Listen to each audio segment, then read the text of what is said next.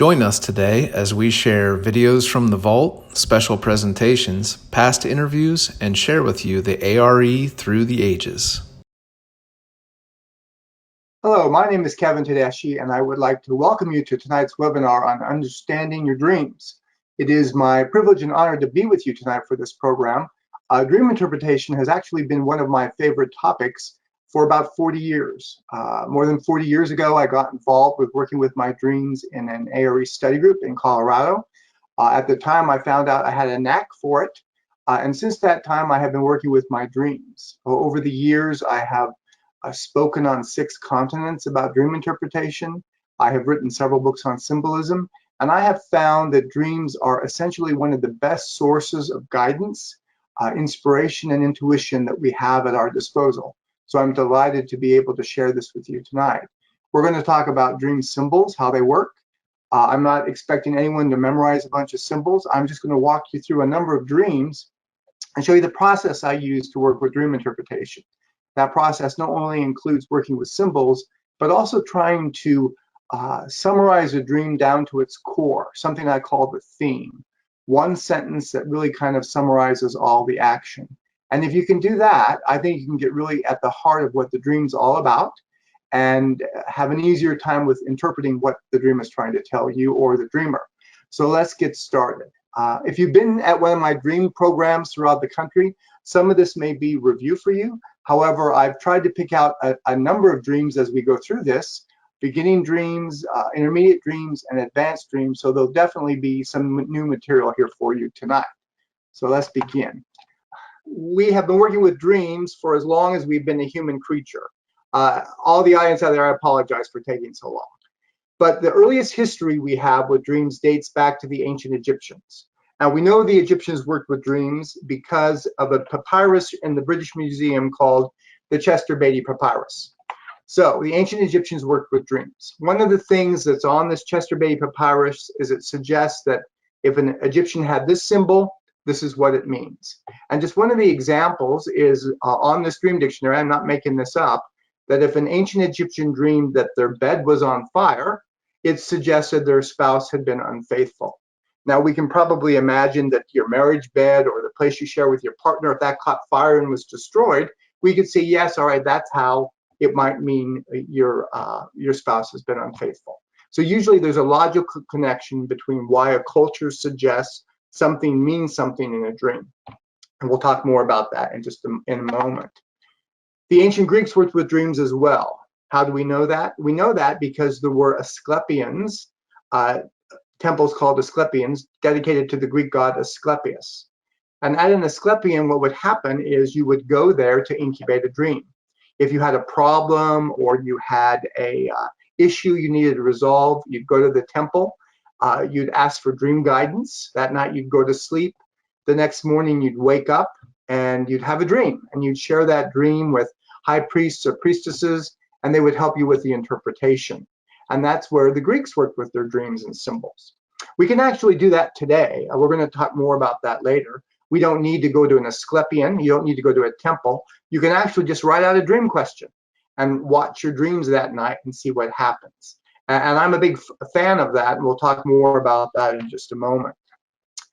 The ancient Hebrews worked with dreams as well. How do we know that? It's all through the Old Testament, starting with the dream of Joseph and the amazing Technicolor Dreamcoat, where he was called out of prison and he helped the Pharaoh interpret Pharaoh's dreams, which suggested that Egypt was going to have years of plenty followed by years of famine.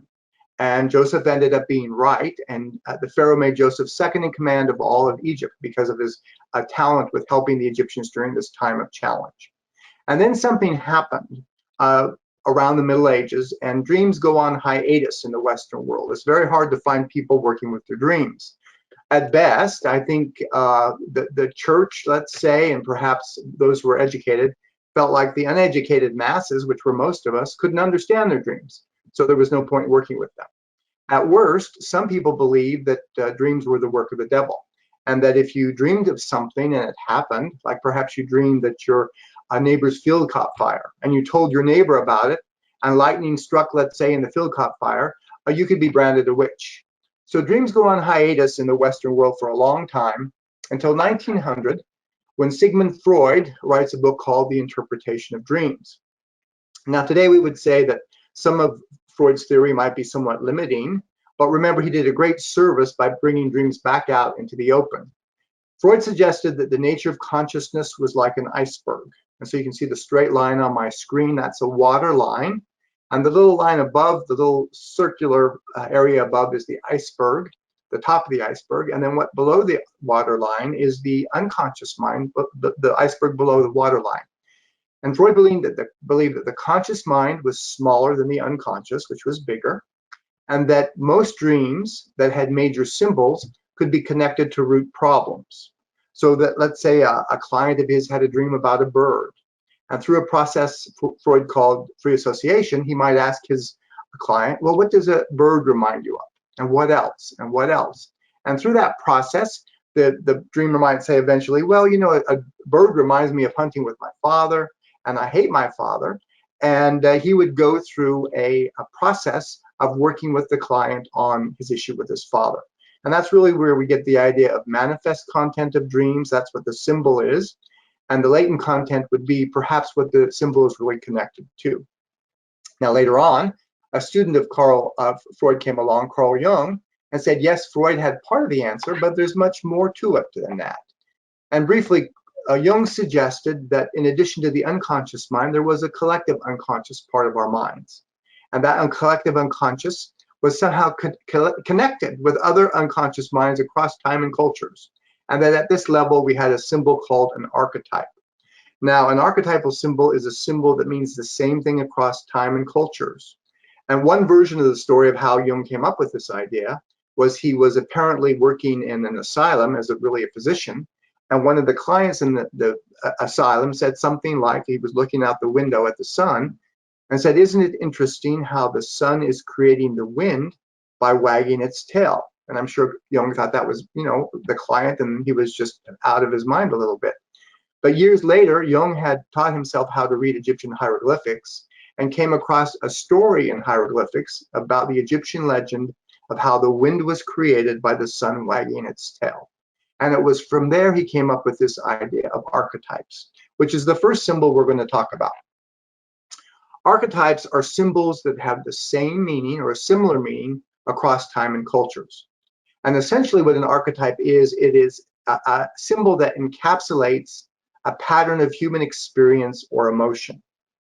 Now, you don't have to memorize what a bunch of archetypes are or even know when you're looking at an archetype. But what I've done here is I've put on the screen a number of archetypes just to show you how these work. So these can all be examples of archetypes, and there are many of them. So the first one, a bird is an archetype of a messenger. And everybody on this webinar probably knows that. They just don't know that they know that. And the type of bird really tells us the kind of message. So for example, a dove announces love or peace. A sparrow announces the arrival of spring. A rooster announces the dawn of a brand new day. In Noah and the flood, two birds announce the end of the flood. So a bird is an archetypal messenger. And very often the kind of bird will tell you what kind of message you're receiving or what kind of image you're receiving. So a bird is an archetypal messenger. Another one, water can be an archetype of spirit or emotion. Not because I said so, but because on this planet, ultimately water is the source of all life. But ultimately, spirit is the source of all life. So water can symbolize spirit. But how do we experience life here as human beings? Through our emotions. So water can symbolize spirit or emotion. Now I want to digress and say there's really three kinds of symbols. There's archetypes, there's cultural symbols, and there's personal symbols. And even though archetypes have the greatest meaning to the greatest number of people, all of our personal symbols take precedence over both cultural symbols and archetypes. So let's imagine I was a 4-year-old little girl and I fell into my parents' swimming pool and I nearly drowned.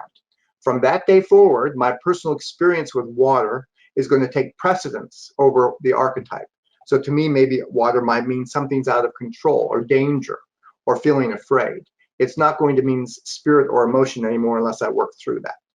But in general, water can symbolize spirit or emotion. An old person can symbolize wisdom. And we even have a saying in this culture that with age comes wisdom. Now you have to take these symbols in context. So if you dream about an old man chasing after you trying to harm you, it probably doesn't symbolize wisdom. But in general, an old person can symbolize wisdom because the longer a person has lived, hopefully the wiser they've become. Another symbol has to do with like the Cinderella story. And it suggests that there's a part of us, a true self, that is greater than how the self appears to others. It could also be a symbol of our own higher self, which is really what the fairy godmother is all about. It's a symbol of our own higher self. Noah and the flood is actually an archetype of personal transformation and change. In brief, every culture on this planet has a flood tradition. There's about 200 flood traditions in the world. And all of them have the same story, that a family or a man or a group of people get on a craft. They're inundated by a cataclysm over which they have no control. They go on a journey of some kind, and then they get off at the end of the journey, and everything that came with them is in a brand new world. It's really an archetype of transformation and change. And I've been talking about Noah and the flood for maybe 35 years. And it used to be a lot harder to find a Noah and the flood like little magnet or something in a children's store, but now they're all over the place. And it's not because all at once we're interested in this guy in the raincoat. It's because so much of the world feels in the midst of transformation and change, this archetypal symbol has resurfaced. So any kind of story that has to do with transformation can be symbolized by something like Noah's and the Ark. Now, the Wizard of Oz, and any story that has to do with a journey that someone goes on, and they start out on their journey and they go through all kinds of challenges, let's say, and they end up back where they started, but they're at a higher level of awareness. That's really about the soul's journey. And that archetype of the soul's journey is told in such stories like The Wizard of Oz. It's told in such stories as the parable of the prodigal son. It's told in stories like Pilgrim's Progress. It's told in stories like The Hobbit or Lord of the Rings. Now, nobody ever reads The Wizard of Oz and says, boy, that's the best archetype of the soul's journey I've ever read. But because it encapsulates a pattern of human experience, our soul journey, where we went off from God, we're on a soul journey, and we're going to end up right back where we started, but hopefully we're a little smarter than when we left. Whenever something can become an archetype, it can become a classic, because somehow it grabs us at a very deep level, and we think, that means something to me. So these are examples of archetypes. So let's look at a dream that had an archetype in it, and I'll just show you how to work with this dream. So this is a true story. Years ago at A.R.E, there was a woman who came in our lobby. We get maybe 60,000 visitors a year. She came to the front desk. She told the person at the desk she was very depressed and was looking for help of some kind. And I happened to be in the office, and the desk person sent her to my office. And she told me the story, basically, that her family had a business, and she worked in the business sometimes, but she didn't really like it. She had an on-again, off-again boyfriend. She wasn't sure if he was the one. She'd gone to college for a year, but wasn't really sure that's what she wanted to do. She was depressed and didn't know why. She'd been to the counselor at the student health center for a while, and he had tried to help her with her depression, but she didn't know how helpful it had been. And she had been to a therapist, everything. So I asked her, I said, have you ever thought of asking for a dream? You know, write out the question, why am I depressed? And dream on it and see what happens. So here's the dream she had. I saw myself with a friend I knew in elementary school. He was carrying a large fish bowl, much bigger than he was. The water was almost empty and dirty. The fish were sick. He said, I've been taking care of this for too long, and now it's your turn. Whenever I hear a dream, one of the first things I try to do is summarize the whole dream into one sentence. Because I have found that if you start looking up every symbol first, it's going to take you a lot longer. And all symbols generally can have more than one meaning. And so if you're looking up the wrong meaning, you're going to get off track. If you can instead summarize the dream in a sentence, and then perhaps only look up the meanings of the symbols that apply to that sentence, it's going to be a lot quicker and you're going to be a lot more accurate. So one way to summarize this dream is something is being neglected. How do we know that? Well, we got several indications. We got this young guy who is carrying this fishbowl that doesn't have enough water in it. The water that is there is dirty. The fish in the bowl are sick. And just to make sure we really get it, this guy says, I've been taking care of this for too long, and it's really your responsibility. It's your turn. So something's being neglected. And remember, I had asked her to write out the question, why am I depressed? If we can figure out what's being neglected, perhaps we can figure out why she's depressed. Well, here's some symbols that I looked at immediately. Water, remember we said early on, can be a symbol of spirit or emotion.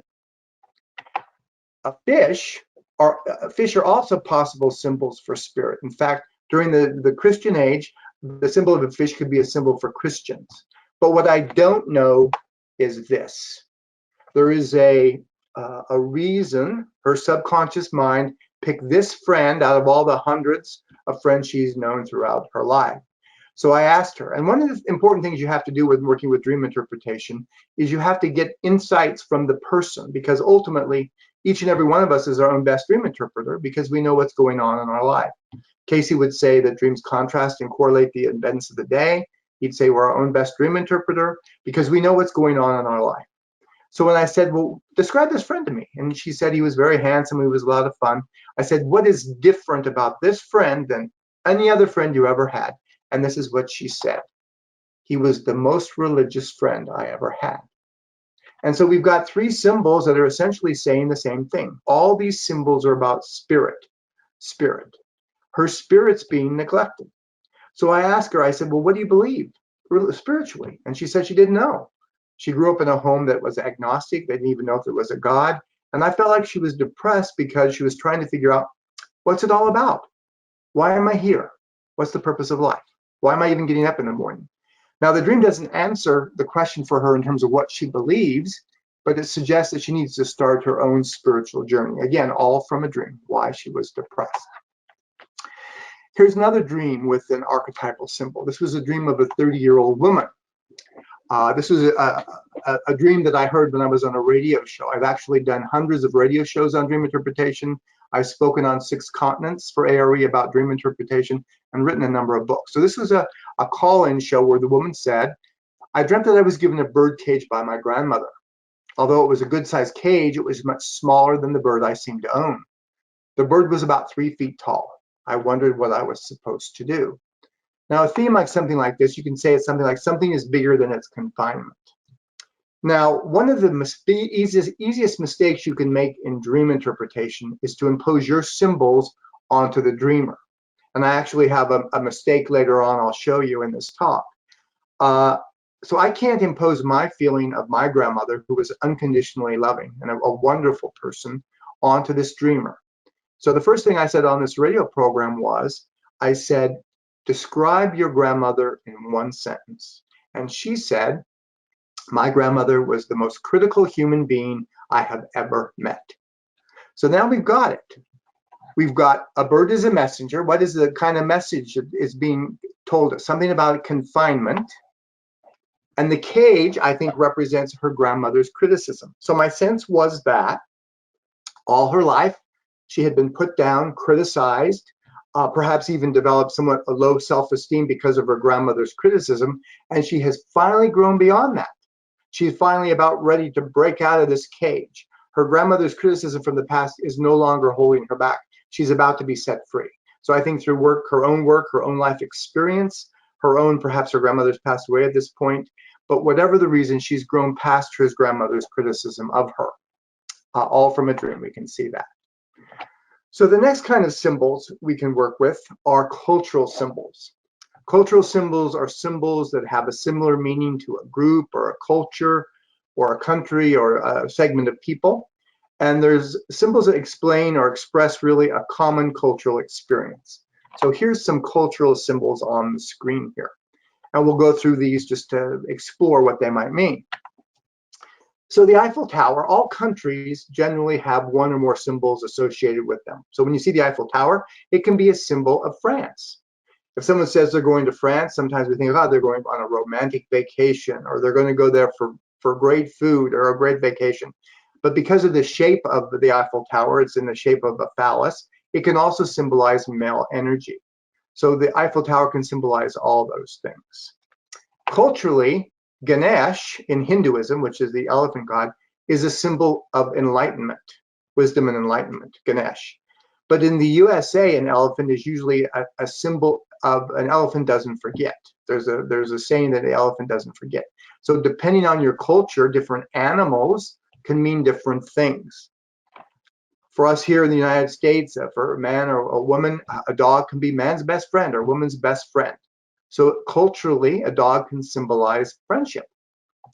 If you ever have the opportunity to go to Egypt with John Van Auken on an A.R.E. tour, you will come to some of the bazaars and even places where they have scarabs, which are stone beetles. So an Egyptian believes that a scarab is luck or prosperity. So they buy these little stone beetles you can carry in your pocket. In the USA, a beetle is really symbolizing generally something bugging or biting you. It does not symbolize good luck. Now, if you go to Egypt and really like scarabs and end up buying them, then you can actually change your cultural symbol. It can mean something different to you. In the United States, excuse me, one symbol we have of the United States is the Statue of Liberty. So for those of us in the United States, it could symbolize the United States, freedom, independence. Elsewhere in the world, the symbols that were associated with the United States would symbolize whatever we think of the United States. So if I'm an immigrant that wants to come to the United States to give my family a chance of prosperity, the United States might represent prosperity. If I'm in another part of the world where I think the United States has been a warfare country and aggressive towards my own people, I might see the Statue of Liberty as a symbol of aggression. So it really depends on my cultural experience with the symbol. That's how we take on the symbol. Now here we have a picture of cowboys and Indians. And again, it would depend on where you're coming from, what this might mean to you. Oh, I skipped over the police officer. A police officer can be an authority figure. It could symbolize my higher self. Now, obviously, if I had negative experiences with police officers, it would symbolize something else, like someone else taking my control away from me, or maybe aggression. But for most of us who have not had bad experiences with police officers, they can be a symbol of our own higher self. Cowboys and Indians. If I am an Indian, a picture of cowboys and Indians could symbolize aggression. It could symbolize people who are untrustworthy or thieves, because remember, the United States over and over and over again made promises that they didn't stick to. If I'm in the USA and just watch normal cowboys and Indian movies, a cowboy and Indian movie can symbolize conflict. If I'm a young child playing with my friends, I actually played cowboys and Indians with some of my friends. It can just be a symbol of playing or friendship. So cultural symbols take on experiences we have as individuals and as a culture. So here is a dream with a cultural symbol. This man, well, here's his dream. I dreamed that I was looking at my Rolex. Suddenly, I realized that it was a fake and it had been replaced by a cheap copy. I ran to a police officer to tell him that someone had stolen my watch. However, the police officer told me that I was wrong, that my watch was still there. I looked at my wrist and saw that he was right. Now, when someone tells you a dream, sometimes you have to ask for more information. So I asked this gentleman, well, what do you think about your Rolex? Because that was prominent in the dream. And he had told me that once before, he had a Rolex that was stolen, and it was very valuable to him. So to him, the Rolex was something valuable that's been stolen. That's the background information. Someone usually doesn't say, here's my dream and here's how I feel about a Rolex. You have to get more information. So a possible theme, something valuable is not really gone. How do we got that? Well, the guy thinks his Rolex is missing, something valuable, but his higher self is telling him, no, it's not really gone. It's not really gone. So we're looking a little more at this, that police officers, the authority figure, are the higher self. This watch is equal to time or quality time. Quality time like in Rolex. But what we really know is quality time would really be associated, let's say, with spending time with his family. So the dream is suggesting that he believes because of his commitment to work, he's lost his family, or he's lost the commitment or connection to the family. And his higher self is telling him, you still have control over your time. It's still on your wrist. In fact, in a dream, a wrist very often can symbolize our free will. Why? Because if you go to a store, you reach out with your hand and wrist and put whatever it is you want into your cart or into your bag or whatever you're using to shop with. So in real life, this man believed that he and his wife were about to get divorced, that he had lost his connection to his children, because of his commitment to work. And he had replaced what was really important, family time, with something that wasn't quite as important, his time at work. His higher self is telling him, no, it's not too late. It's not too late. You still have control over your time. So in other words, he really hadn't yet lost his family. He can still do something about it. Here was a dream of a 20-year-old woman who lived with a new roommate. This was her dream. I dreamed that I was standing in my kitchen, petting and holding my kitten. Suddenly, to my surprise, cowboys and Indians started fighting and chasing one another through the living room on horseback. I held on to my kitten and wondered what to do. Now again, remember, one of the first things, the easiest things you can do to work with a dream is try to summarize in one sentence, what is the dream really saying? And there's probably dozens of different ways to word this. One of the things I came up with is someone is surrounded by conflict or chaos. Someone is surrounded by conflict or chaos. That's what seems to be happening.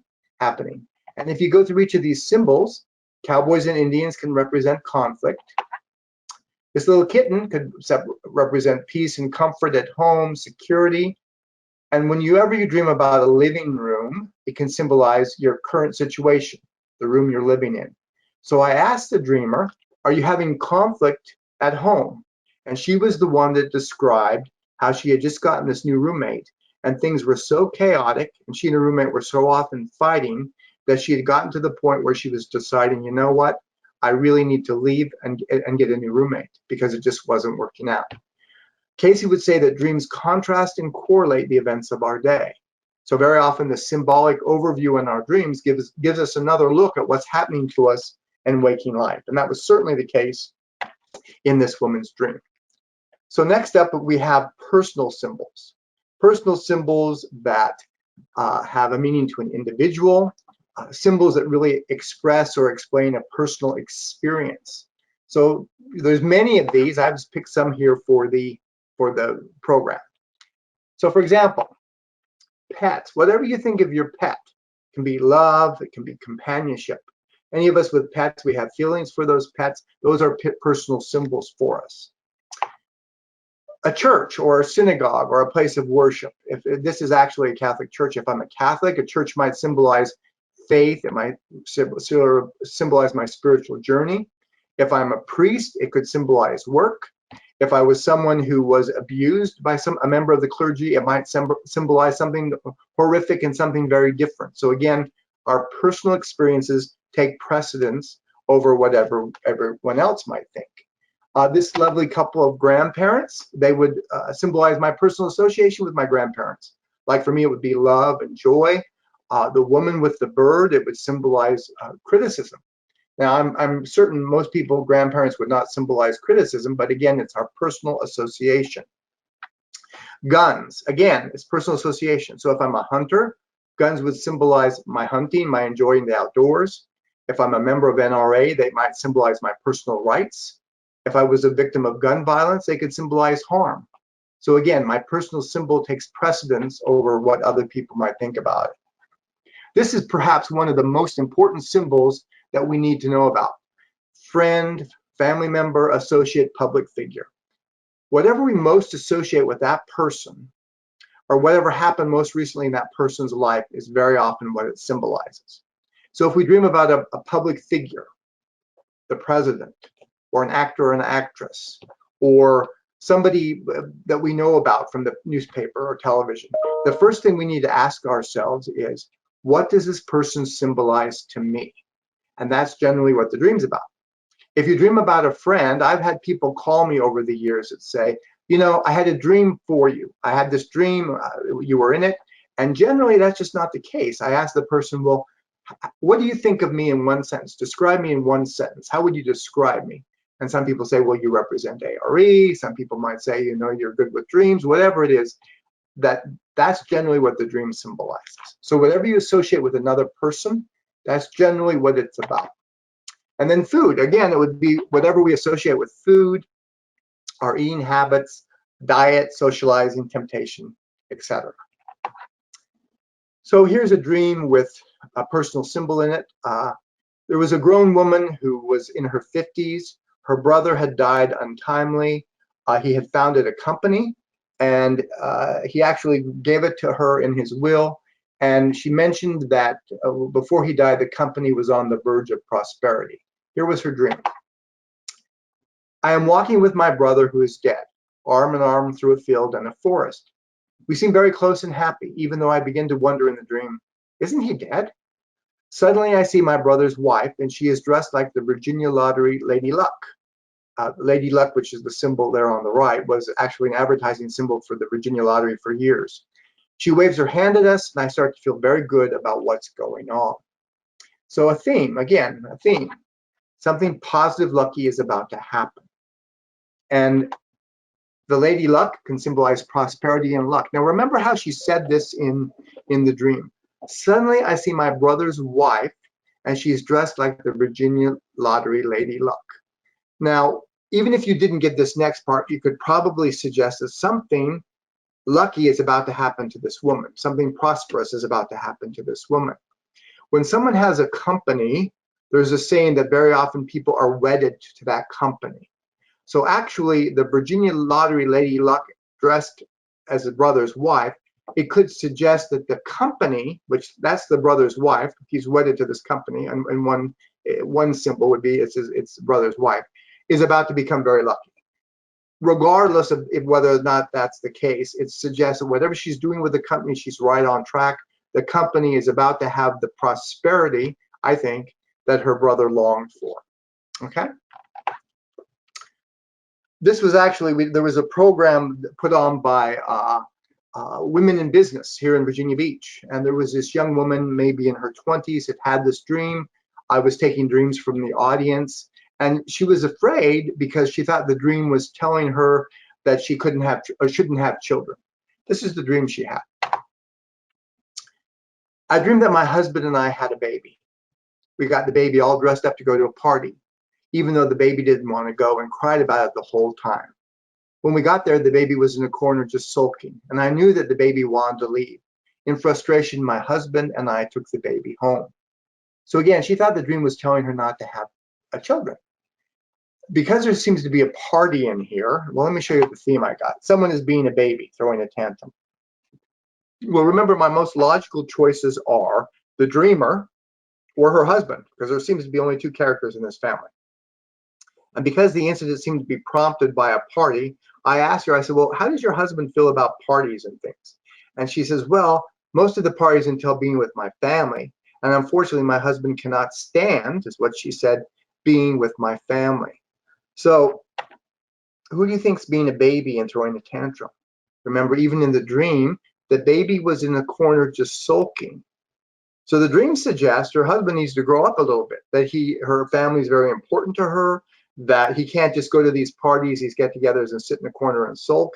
He's got to figure out how to fit in with the family, how to enjoy them perhaps a little more so that she can feel comfortable. It's her husband that's being a baby. It's not telling her, it's not a prophetic dream telling her not to have children. And I'm sure most of you can see that. So someone ahead of time sent me a question. They said, Kevin, could you tell a dream where you made a mistake? So I said, yes, I can, because I actually did it last week. I was on a program and someone told me this dream. I actually couldn't believe they told me this dream, but here's the dream. It was a dream of a 40-something-year-old man. Here's his dream. I dreamed that there was something in the front of my trousers, inside his trousers, trying to move around. I looked down and saw it was a raven trying to get out. So even though the raven's on the front of his trousers in this image, it was actually something inside his trousers. So the theme here is something is trying to escape, be out in the open. Now, what I should have done, and I didn't, is I should have asked him how he felt about ravens. I did not do that, and that's the mistake. That's the mistake I would have made had I tried to interpret the woman's dream about the grandmother with the cage, if I would use my experience with grandmothers. But I didn't do that because I thought the raven was pretty obvious. So this is in his groin region, and it's a bird. So to me, it suggested there's some kind of message related to his sexuality or to his current relationship. And instead, again, of asking him what a raven meant, I thought, well, a raven's a black bird. A black bird is a messenger of death. Therefore, it's suggesting the end or the loss of a relationship. So I said to him, are you thinking about ending your current relationship? And he said, no, absolutely not. That's not what I'm thinking. So I thought, okay, let me regroup. And I said, tell me what you think about ravens. And he said, ravens, they're in Game of Thrones. They're all about intuition, which I would have never thought of, but that was the symbol to him. So what is really, he's really wondering about is he's wondering where his relationship is going. He wants intuitive insights into where this relationship is going next. Is it going to lead to marriage? Is there something more? So it's the complete opposite of what I thought it was because of his own personal association with that symbol. Again, get an insight into what the dreamer associates with that particular symbol. Dream of a middle-aged man. I'm driving my car very fast and going down a winding mountain road. The car keeps going faster and faster. I try to apply the brakes, but they do not work. I panic when I realize that my brakes are out of control. I try my best to keep the car on the road, but I'm losing control. The dream comes to an end when I slam into a tree. Well, this dream suggests something is out of control. I mean, you can see it all through here, that somehow he has no control. He's going too fast down the hill. Something stops him. Something's out of control. In a dream, a car can be symbolic of your car. If it's a little dream, it could suggest, there's something wrong with this guy's brakes. But very often, a car is symbolic of our life's journey. We use a car to get from one place to another, just like we use our body to get from one place to another. So it's suggesting our life's journey, our direction. Something's out of control in his life. And he went on to suggest that, yes, he was too busy at work. He could never catch up. He was losing control of the things that was really important to him. So all from a dream. His life is out of control. Another one. This woman called me very upset. She was an A.R.E member. She was very worried. She's very close to her daughter. And this dream scared her. This is the dream she had. I was in the house and got a phone call that Amanda, that's her daughter, had been killed. The police were calling to tell me about her death. When I heard the news, I screamed and dropped the phone. I ran through the house, calling out to my husband, needing him to help me. I was horrified and sick to my stomach. So the dream is suggesting something is coming to an end, and someone's afraid, or someone's afraid of losing something. So what I asked the dreamer was, I asked her to please tell me what's happening with Amanda. And she told me, well, she was very upset about the fact that Amanda was leaving home. They'd been close for years. She was going out of state to attend college. When we look at these symbols, death is really an end. The dream of death is really the end of change. Something's changing. A dream of death could be literal, but just as often it's about change or the end of something. She's looking, her higher self is telling her she needs to deal with the fact that Amanda is leaving. And what she really wants to do is, I think she really wants to talk to her husband about what she's going through. But her husband, at least from the dream's perspective, doesn't really seem to be interested in having this conversation. And she's holding in all her anger and fear in her stomach, in her adrenals, and it's making her sick. She and her husband really need to talk about how this is going to change the family, and she needs to come up with the next step of her relationship with Amanda once Amanda moves off to school. Maybe Zoom calls or whatever it might be. But it's really a mother's fear that the old relationship she's had with her daughter is coming to an end because of this moving out of state. All right, this is getting a little more complicated. I wanted to have several different levels of dreams here, but this is a dream. A woman's mother is deceased. She told me her mother was deceased. And when she told me that, she said she never got along with her mother when her mother was alive, and that, in fact, she felt nothing about her mother after her mother died. The dream is suggesting otherwise, but here's her dream. I dreamed that I was driving to my mother's house. When I got there, however, there was a mailman's truck in the driveway. I had to wait for him to move before I could pull in. When I finally pulled in the driveway, there were all these polar bears blocking the way. I had to park at an angle to get around them. When I started walking up the sidewalk to the door, there were more polar bears of all ages, babies, middle-aged, old ones. I finally opened my mother's door, and there was a bear rug lying on the floor. All this is underfoot. It's in her way, and it's underfoot, is what the dream is suggesting. My mother was in the kitchen washing the dishes, and I yelled in, "Mother, what are you doing with all these bears?" And she yelled back, "They were on sale." That was the end of the dream. Now, what does a dream like that suggest? Well, the theme is something is blocking something, or something must be dealt with, because no matter how she tries to approach this, it's right in front of her. It's underfoot. So her saying that she felt nothing and that she's over it is suggesting otherwise. This is in front of her and she has to deal with it. So let's look at some of the symbols. A mail truck, it's about communication. So my sense is that all her life, she had a hard time communicating with her mother. And we get that in the fact that a bear, it can be unbearable. So maybe her relationship with her mother was unbearable. But bears are generally aggressive towards humans. And some people believe that polar bears are some of the most aggressive bears in nature. So to me, this suggests that all her life, we see here babies, middle-aged, older ones, all her life she's had anger and aggression towards her mother. And that anger and aggression has caused something for this woman. Frozen emotion. A polar bear lives on ice. Remember, water can be a spirit or emotion. Frozen water is frozen emotion. This woman has been holding her emotions inside for years. Her anger, her aggression, her perhaps wanting to have a mother who loved her or wanting to be able to love her mother back. Meanwhile, what this is going to sound unusual to some, but it suggests to me, Cayce suggested that when people are deceased, our loved ones are still concerned about us, or sometimes they realize they made a mistake. And the fact that her deceased mother is trying to clean up a mess, clean up the dishes, my sense is the mother is trying to work on healing this issue from the other side. So this woman who felt nothing, I think, needs to work on her own healing process as well. She's got all these frozen emotions that have to thaw.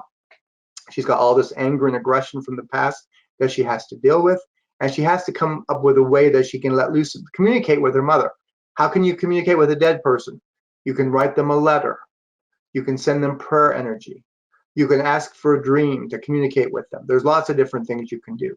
You can imagine a conversation from the past and imagine what you should have said in a healing, upbeat, upfront manner rather than what you actually did say. So even though a person may be dead, you can still work on healing the relationship. And I think this is what the dream is suggesting to her, to heal this relationship with her mother from the past. Here's another dream. This was a dream told to me at an A.R.E. program. This was a young woman who had just become very interested in holistic health and the Cayce material, the possibility of becoming a massage therapist. Her husband did not at all share her interests in this new topic. Here was her dream. I dreamed that my husband Bill and I were on a little bitty island, like in the cartoons, in the middle of the ocean. The dolphins were swimming by and the water was beautiful, just like the island of Guam from which we recently moved. I was watching the dolphins when suddenly Bill jumped in the water. So no, Bill, her husband, jumps in the water and disappears. And the next thing she sees is a killer whale. Before I could do anything, I saw a killer whale. I was afraid to get in the water and I couldn't see Bill. I was scared because I thought I had lost him. Then this huge killer whale jumped out of the water onto the little island. Its head had a huge hole in it as if it had eroded from toxic waste or something.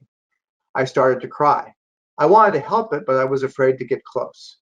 The whale knew what I was feeling and started flapping these things inside its head, and I understood perfectly what it was saying to me. It was as if we could read each other's minds because no words were spoken. It was telling me that its sore didn't hurt and not to worry because the missing skin would grow back. It then told me that if I wanted to go find my husband, I could ride on its back. The whale stated that although we, the whale and I, had a hard time communicating, we would be able to understand one another and everything would be okay. The whale had a big smile and a beautiful laugh that made me smile as well. I remember feeling guilty for being human and allowing bad things to happen to these beautiful animals. But I felt so good when the whale seemed to forgive me. Now, again, this seems like a complicated dream, but this quickest theme I could come up with on this is something will be just fine, okay. All the different descriptions we get, it comes up that everything's going to be okay. Now, it doesn't take a rocket scientist to assume that when Bill disappears, this killer whale appears, and they're having a hard time communicating, although they can read each other's minds. So I'm going to suggest that the killer whale equals her husband. And she's worried that whether or not her new interest in spirituality is going to have a negative impact upon their relationship, because apparently this is not something he wants to talk about. What she really longs for is the relationship they had in Guam, the former paradise they shared together. That's what this little island is all about. The dolphins, they're symbolic of New Age spirituality, probably. And this whale, huge hole in its head, it's worry, maybe his worry or her worry. Yet they understand, though no words are spoken, hard time communicating. So all this is suggesting that she's really worried that he's not going to either understand her or he doesn't want to talk about it. And she's worried that he keeps thinking about it is making it worse. But the dream is suggesting, and let me find that line on here, we would be able to understand one another and everything would be okay. That's what the dream is suggesting to her. Even though she's having a hard time with her husband right now, we're going to still be able to understand each other and everything will be okay. I hope that makes sense to everybody. Okay, here's one that was actually told to me by a massage school student at the Cayce Reilly School of Massage. When I had time for maybe 6 or 7 or 8 years, I taught dream interpretation to every student at our massage school. Part of the reason is because when people have massage and they're worked on with massage, sometimes dreams and images come to mind, and it's good that people know how to work with them. Or if a client on your massage table has a dream they want to talk about, you can work with them. But she went to Jamaica, and she told me that while there, all these men were hitting on her. This was her dream. I dreamed that I was in an underground cave that went on for miles and miles. While under the earth, I came upon all these trolls. The trolls were very happy to see me because the cave was filled with beautiful crystals that could only be energized by a human being, and they wanted me to energize them. After I did, they gave me 6 or 7 stakes that they wanted hammered into the ground. I followed their instructions. Later, I was taken even deeper into the cave, below where we had been, and I was horrified to find that the stakes had gone through to a lower cave and impelled a man to death. I used the power of the crystals to destroy all the trolls because of what they had made me do. So the theme here, someone is horrified about something. So to me, it suggests the dreamer's horrified about something that went on her trip to Jamaica. And when we look at these symbols, a cave can be symbolic of female sexuality. It can also be symbolic of the unconscious. So just as anything in a phallic symbol, anything like a rope or a snake or even a gun or an office building can symbolize a male energy, anything receptive like a cave, a purse, a valley, even a lake could be symbolic of a female energy or sexuality. So I think this dream is about her sexuality while she was down there in Jamaica, or her feelings of sexuality. It could be her unconscious mind and her desire as well. The trolls, obviously, these are the guys that were hitting on her.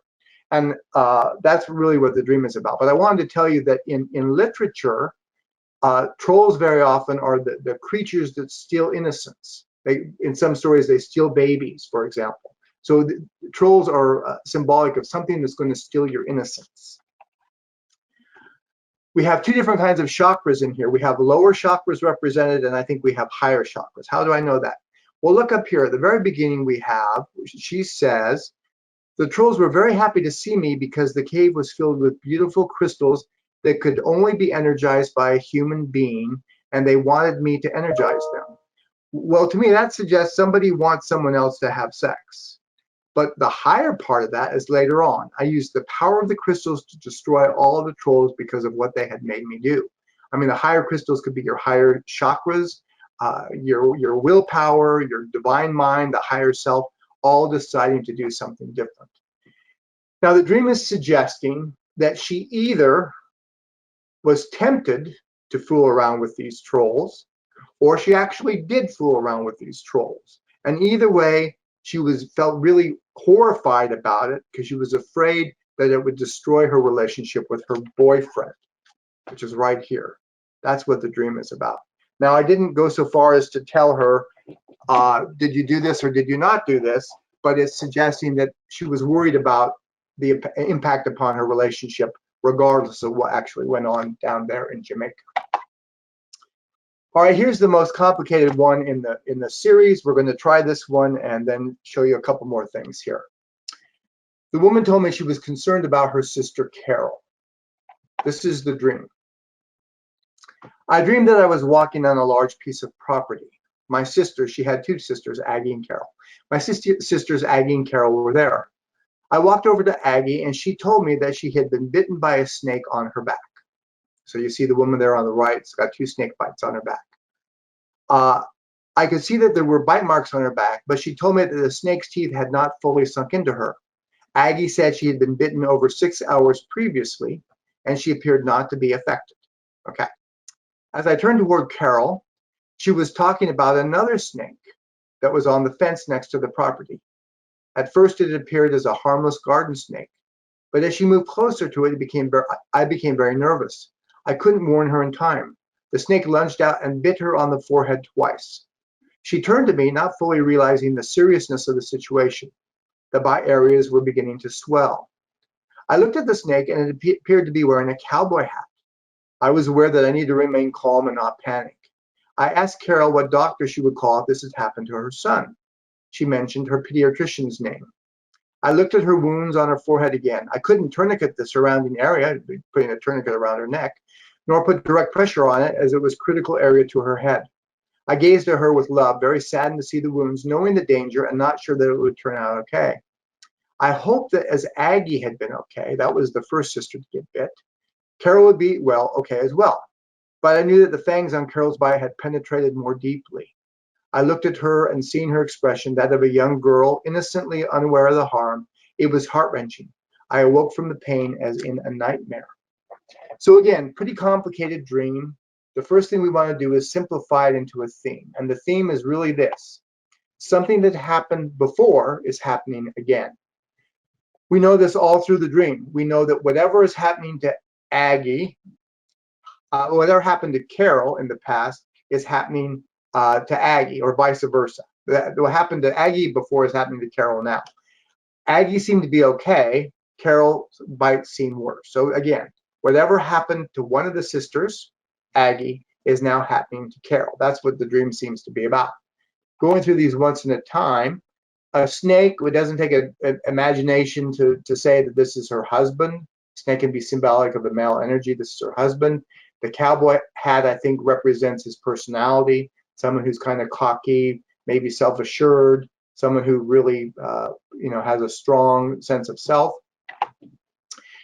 The back can be symbolic of the past. So this is suggesting to me that the sister had the same thing happen to her in the past. Whatever is about to happen to Aggie happened to Carol in the past. And we get a further clue because it has to do with 6. Back here, remember, where did we see that? Aggie said she had been bitten over 6 hours previously and she appeared not to be affected. So whenever you get a number in a dream, it's usually associated with something. Numbers of something, numbers of children, numbers of years, numbers of months, numbers of days. So 6 previously, something happened to Carol, or to Aggie, and now it's about to happen to Carol. On the fence, we have the saying for that. When you're on the fence, you're undecided. So in spite of whatever is happening, Carol is undecided of following the same course of action or going through the same thing that her sister did. Forehead, thoughts and ideas, and something is associated with the number 2. And the pediatrician is associated with children. So because of the worry about children and being on the fence, I asked if Carol had ever been divorced. If Aggie had ever been divorced.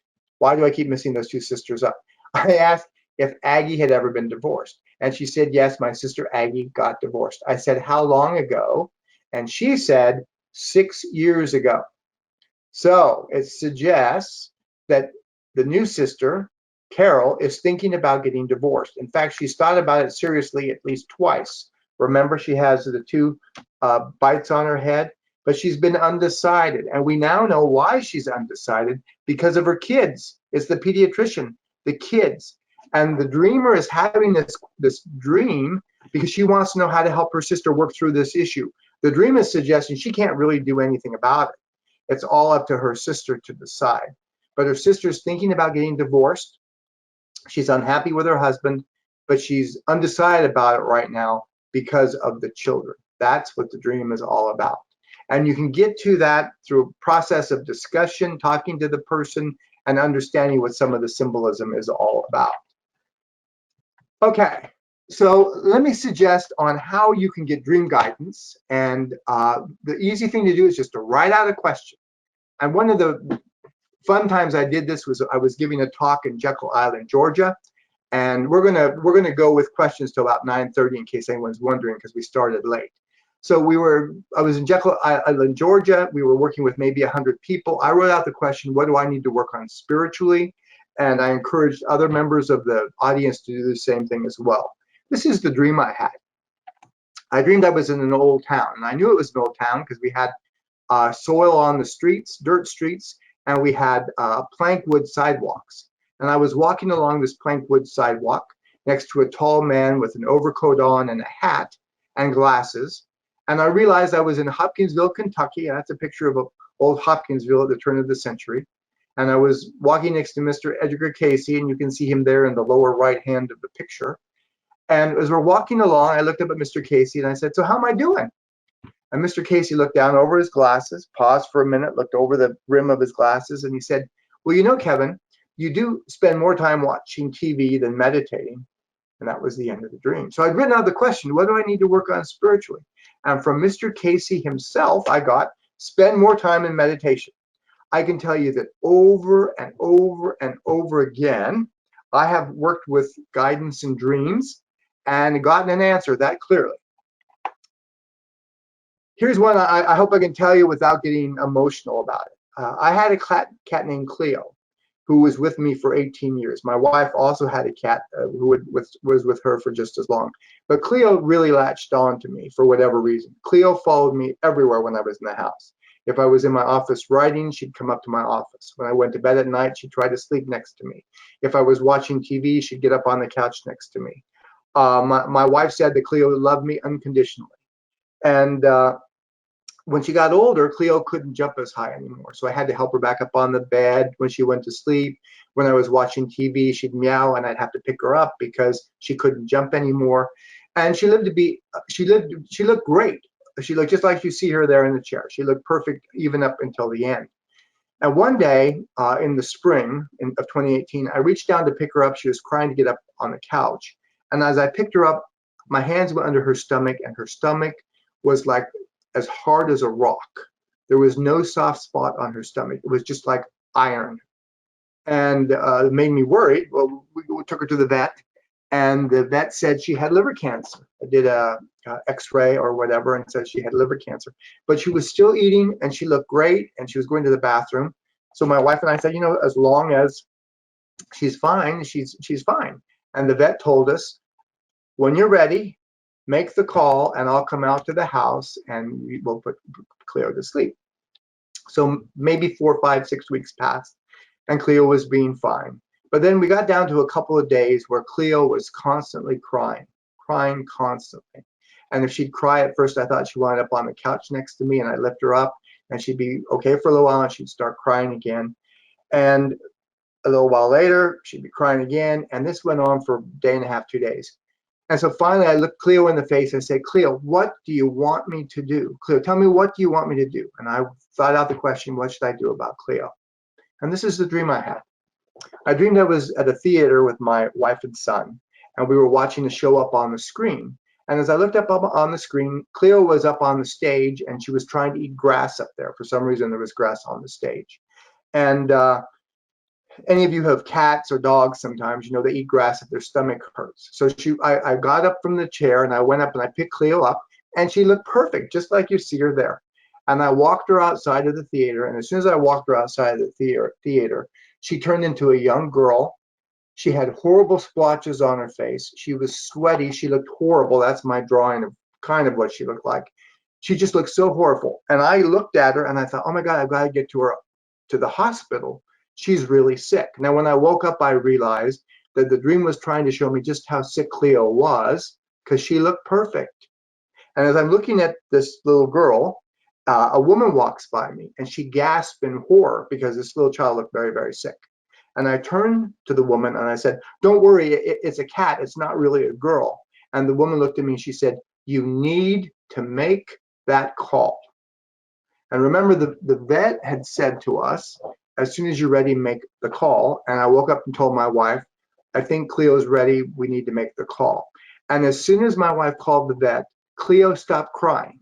For the next 2 hours until the vet came, she was just fine and ready. And I have to tell you, it was a very beautiful experience we all had, saying goodbye to her, my wife, son, and I.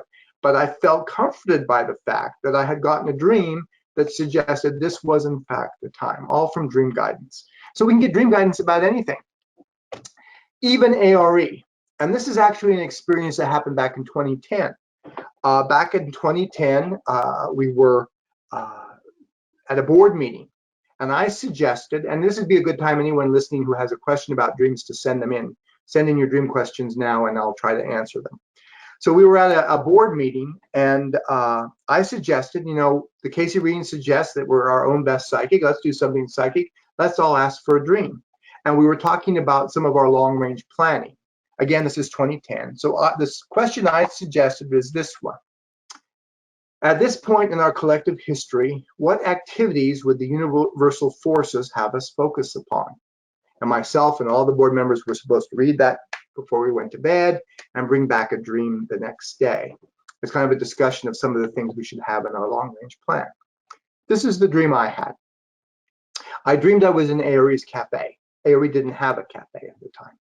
And I was standing next to the board chairperson, and we were very excited standing there in the cafe because Atlantic University's football team, Atlantic University doesn't have a football team, but in the dream they did, and Atlantic University's football team had just won the national pennant, and we were very excited. And that was the end of the dream. So I wrote that down, and I came in the next day thinking we have to do something with A.R.E.'s renovations, which were one of the possibilities, and we have to do something with Atlantic University. And that's what I talked to the board about. And in 2010, that's what the hospital building on the hill looked like.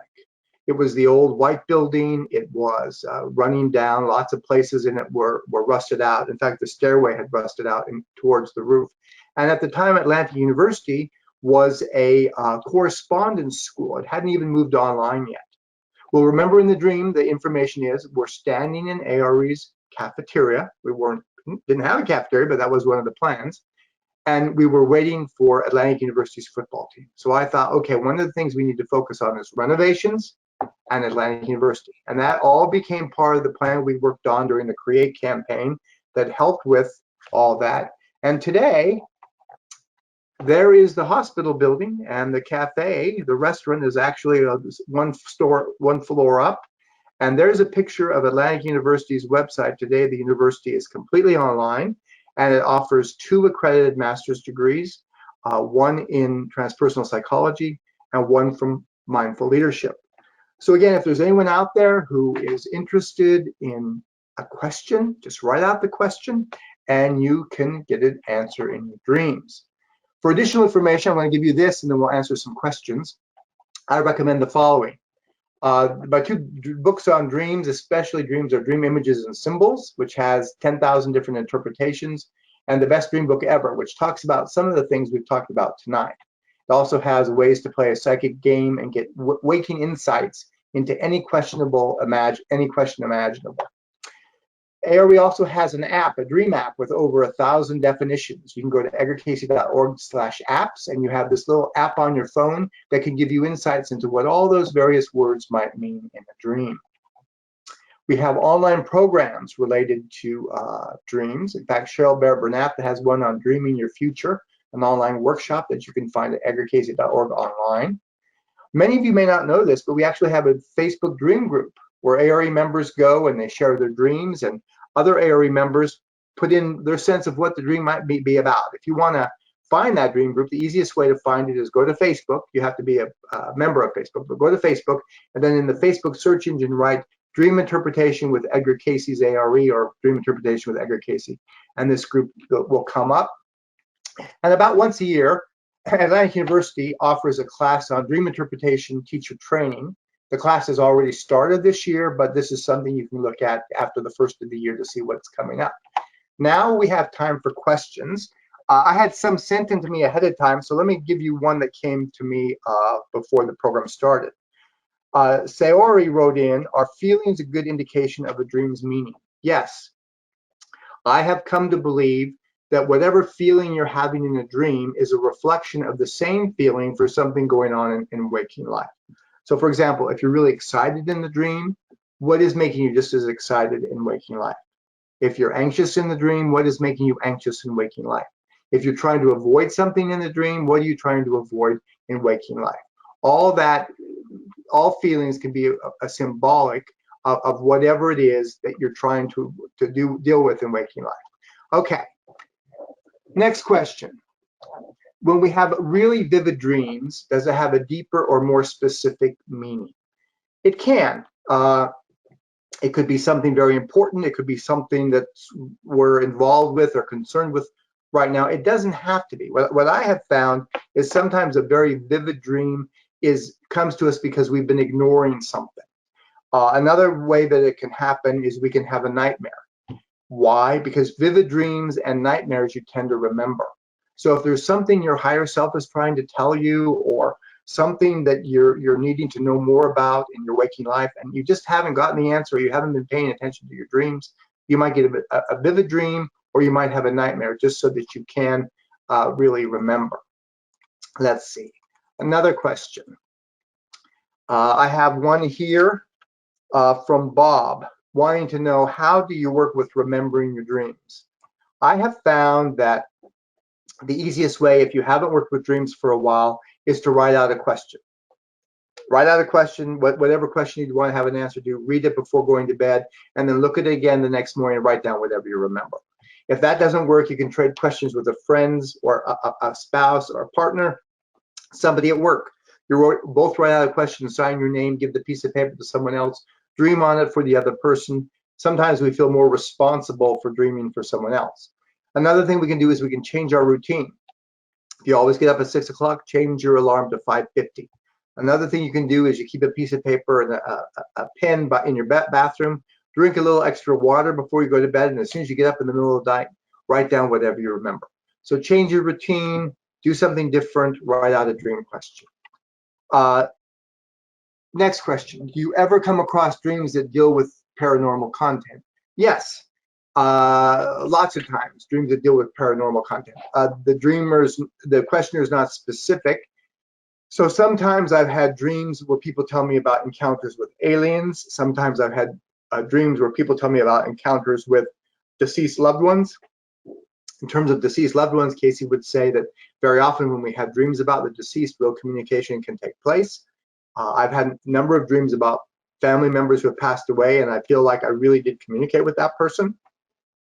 Dreams about aliens are different because very often it doesn't really symbolize alien. It can symbolize, depending on the dream imagery, it can symbolize something out of this world or something over which you have no control. It just has to do with the dream itself. You can have dreams that are out-of-body experiences. I had one once where I was actually in Egypt, and I'm convinced it was a remote viewing experience. So yes, paranormal experiences can happen in your dreams. Question, I'm in a dream group. Should we try to summarize our own dreams before we discuss them, or should we share and then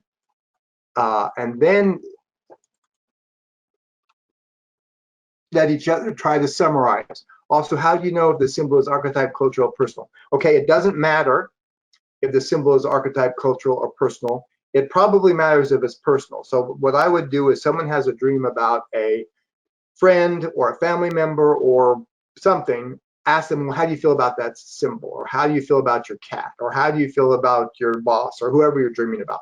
So that one is important. In terms of, should you summarize it? I think that it depends. I mean, is the purpose of the group to help everyone learn how to interpret, or is the purpose of the group to really get to the heart of what the dream's all about? I would recommend telling the whole dream and then having the group come up with a theme. All right, here's a summary of in one sentence, and then work with interpreting. So I would probably do that as a group. What's a theme that could handle this dream, and then try to interpret it based on that theme. That's what I would probably do. Are there prophetic dreams, and how can you tell if you have one? Yes, there are prophetic dreams. In fact, Cayce suggested that nothing of significance ever happens to us without us first being foreshadowed in a dream. I mentioned this in my last dream program that very often we'll be driving somewhere the next day and we'll think, wait, I've already been to this place, or we're having a conversation with someone and we think, wait, I've already had this conversation, because very often we've dreamed about these things before they actually happen. And the dream is an experience of deja vu. We have an experience of deja vu, which very often is fragmentary dream recall, because most of us are not watching our dreams. We don't realize we dreamed about it the night before, and then we're reliving that experience. So when we dream, our mind opens up to all time and space. We can glimpse the future. We can see the past. We are not confined to the confines of our physical body. So in the dream world, everything is possible, and we can have prophetic dreams. And generally, you can tell by experience. Just very quickly, once I had a dream about a place I used to work, a country club, and in the dream, in 6 weeks, something was going to happen. And in real life, 6 weeks later, something really did happen. And so from that point on, whenever I dream about this country club, one of the things that comes to mind is this symbolic now of 6 weeks? Does the country club now for me symbolize 6 weeks because of my personal experience with a prior dream? And sometimes that's how I tell if something prophetic is happening. Another question. We have time for about 2 or 3 more. What does a dream about 2 snakes hidden under a rock mean? Well, it can mean lots of things. It can mean lots of things. It would depend on the dreamer. So I'd have a dialogue with the dreamer, but remember, 2 symbolizes something, 2 of something. So it asks this person, have they had 2 ex-spouses? And if they have, the fact that they're hidden under a rock would suggest that even though they think they put all this behind them, they've just basically put it out of mind. There's still something there to deal with, whether it's the relationship they have to deal with, maybe because of kids, or whether it's memories that need to be healed or something, but there's 2 of something, maybe husbands, ex-husbands, that have to be dealt with. That's one possibility. So whatever this person has 2 of something, probably related to male energies, that's what the dream is about. Do you know about the pandemic dreaming reports? Yes, lots of people are having unusual dreams during the pandemic, and sometimes people have asked me why. And part of the why, remember what I said earlier on when Bob wanted to know how to remember your dreams, is you need to change your routine. If you change your routine, you'll start to remember your dreams. Because of the pandemic, so many of us have changed our routines. We've changed how we go to work sometimes. We've changed when we get up. We changed what we're doing in life. And because of that, more and more people are remembering their dreams. That's one reason. Because of the fear associated with the pandemic and the fact we maybe have had all kinds of news coming at us, the last thing we have coming at us lots of times can have an impact on our dreams as well. So yes, I'm aware of it, and it would depend on what the dream is and what the person is actually dreaming. I do not see any more questions at this point. So I just want to say thank you all for being with me tonight. I apologize for the challenges we had starting up, but I hope you got something out of tonight's program. Thank you so much for being a part of this great work, and may all the dreams of your heart come true. Thank you. You have a great evening. All right, good night.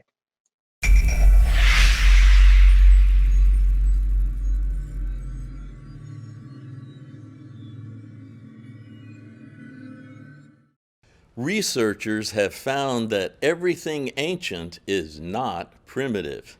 In fact, much of it is profoundly sophisticated and reveals a wisdom and skill not easily found today. I'm John Van Auken, one of the instructors here at the Edgar Cayce Center in Virginia Beach, Virginia.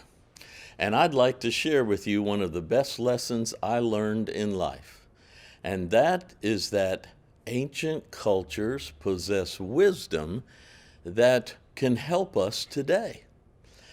Because of the theory of evolution, we believe that we are the apex of human growth, while ancient beliefs and teachings are immature. What has become evident is that many of the megalithic structures that we uncover today are engineering wonders, revealing a knowledge and skill comparable to ours, in some cases superior to ours. Teachings found in ancient Egypt, India, Asia, island nations, and the Maya, Toltec, Aztec lands display an understanding of human life and aspirations that we are still struggling with today. Now, I'm not talking about those cultural declines seen in human and animal sacrifices, but the more ancient and pure teachings prior to an apparent decline in humanity. For example, prior to or even parallel to cultural decline, the wall painting stories, the papyruses and codices of the more spiritual sector of an ancient population reveal a keen vision into the purpose of life and even life beyond this world, whether it be in the netherworlds or the depths of our minds, as psychology has discovered. We can learn much from studying these ancient teachings, and that is what we do here. We have plenty of information on ancient cultures at our website, edgarcayce.org, O-R-G. Don't worry if you type .com, we own that site too. By the way, Cayce is spelled the French way, C-A-Y-C-E. Check us out at edgarcayce.org or search online for Edgar Cayce.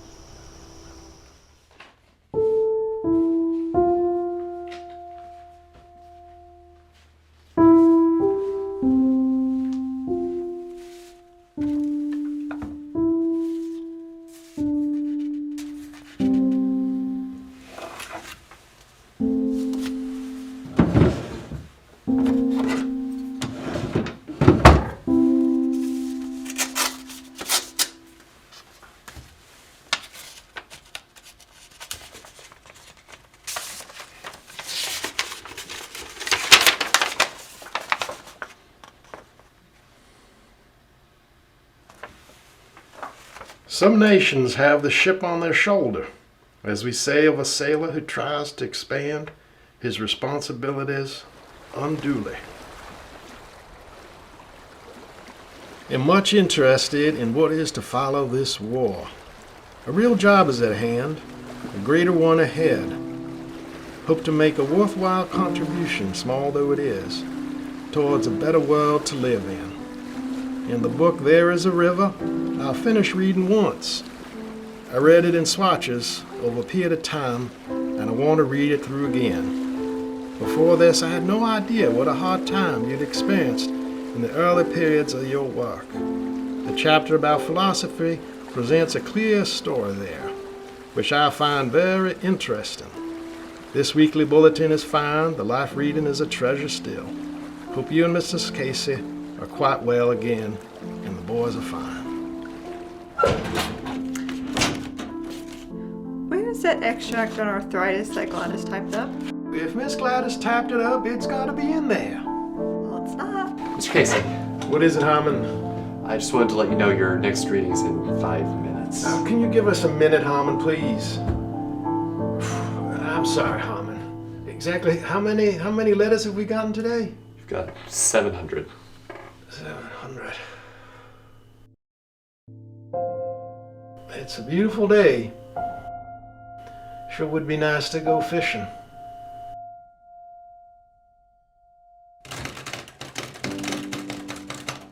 May? Could you proofread Gladys's letter before I put it through the mimeograph? Sure, honey. Thank you. Let's see here. To those having reading appointments canceled. This letter is a sad one. As you probably know, Edgar Cayce passed from this life on January 3rd, 1945, after an illness of several months.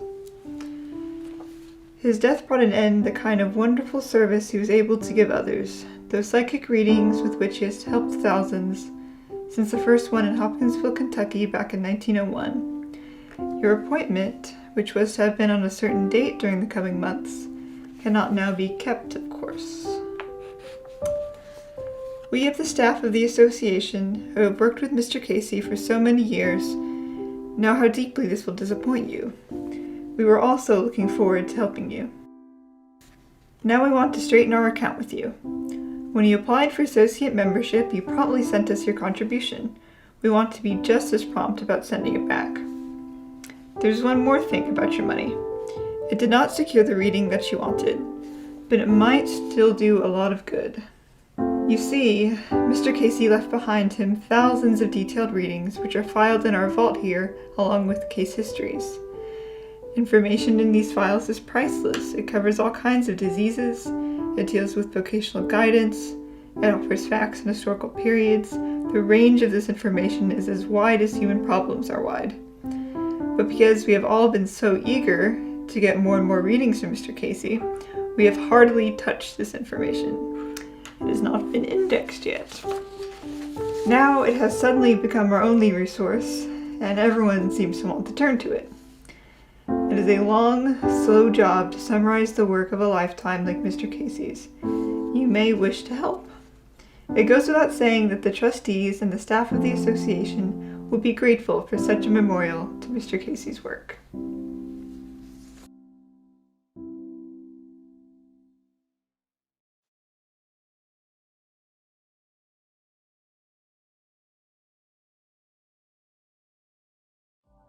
Curious happenings have impelled me to accept psychic phenomena as a natural experience of my everyday life. If I could sit down with you for a quiet conversation, I'd tell you this story. I was born and reared on a farm near Hopkinsville, Kentucky. Had a normal childhood in many respects. I saw, and still do, the glowing energy patterns that surround individuals. At a very early age, I remember telling my parents that I could also see and talk with my grandfather, who was deceased. Later, I developed the ability to sleep on my school books and retain a photographic memory of their entire contents. As the years passed, I met and fell in love with Gertrude, who would become my wife. Shortly thereafter, I developed a paralysis of the vocal cords and could scarcely speak above a whisper. Everything was tried, but no physician was able to locate a cause. The laryngitis persisted for months. As a last resort, hypnosis was tried. I put myself to sleep and was asked by a specialist to describe the problem. While asleep, I spoke normally, diagnosing the ailment and prescribing a simple treatment. After the recommendations were followed, I could speak normally for the first time in almost a year. The date was March 31st, 1901. That was the first reading. My life is a combination of literally thousands of such experiences. When it was discovered what had happened, many others began to want help. I soon learned that I could put myself into this unconscious state and give readings for anyone, regardless of where they were. Newspapers carried articles about my work, but it wasn't really until Gertrude was stricken with tuberculosis that the readings were brought home to me. Even with medical treatments, she continued to grow worse and was not expected to live. Finally, the doctor said there was nothing more they could do. A reading was given and recommended osteopathy, inhalants, enemas, dietary changes, and a prescription medication. The advice was followed, and Gertrude returned to perfectly normal health. There hadn't been anything written about her. I guess, of course, she didn't do anything spectacular like Dad did, but she kept the family together, and raised you, Lynn and I guess that was a job. And so Another personal confirmation of the readings came when the family was faced with a second crisis involving their eldest son, Hugh Lynn, who had been playing in Edgar Cayce's photography studio. The flash burns were so severe that the doctors felt that the eyes could not be saved without taking one of them out. Our family physician told me this, and it was then that I asked Edgar Cayce, my father, to give a reading. When the treatments he recommended were applied, in applications on the eyes, internal medicine, and a change of diet, the eyes began to heal. And in a matter of weeks, they removed the bandages, and I could see. From that time on, Edgar Cayce immersed himself in giving readings. Each day, he would lie down on a couch, become comfortable, put his hands up to his forehead, and begin to pray. When he saw a brilliant flash of light, it was the signal that he could continue. He'd lower his hands to his stomach, and when his eyelids began to flutter, his wife would give him the appropriate suggestion. In this state, it seemed that he could answer any question or provide any type of information requested. According to the readings, each of us writes the story of our lives through our thoughts, our deeds, and our activities with one another. These accounts are stored in what the readings called the Akashic Records, and it was from this place, as well as from the minds of the individuals for whom he was giving the readings, that Edgar Cayce gathered his psychic information. Although the readings cover thousands of topics such as, who am I? Why am I here? And what is the purpose of life? Many can be categorized into subject areas such as health and healing, philosophy and reincarnation, dreams and dream interpretation, ESP and psychic phenomena, and spiritual growth, meditation, and prayer.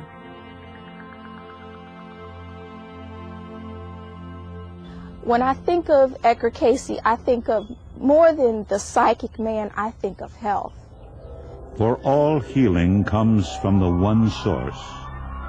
Whether there is the application of foods, exercise, medicine, or even the knife, it is to bring to the consciousness of the forces within the body that aid in reproducing themselves, which is the awareness of creative or God forces.